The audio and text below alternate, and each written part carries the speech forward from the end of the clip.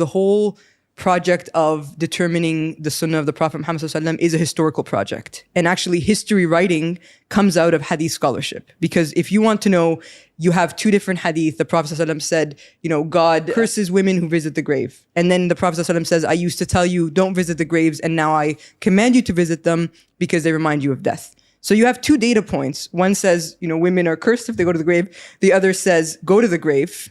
The question then is, you have to put these hadith on a timeline. So the technique of like determining chronology of different instances in the seerah or different statements or actions of the Prophet to determine what is the final ruling, right? Or what did he leave the ummah with? This putting things in their historical context has always been something that jurists have done.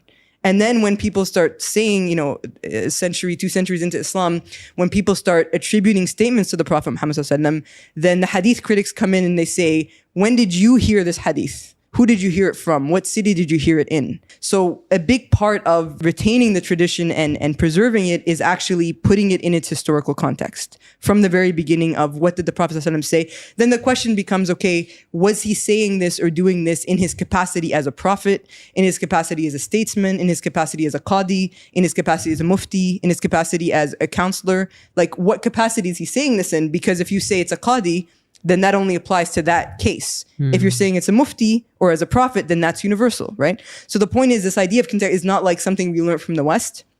Context in history is really important for us understanding that legacy and then how Muslims have institutionalized it over time.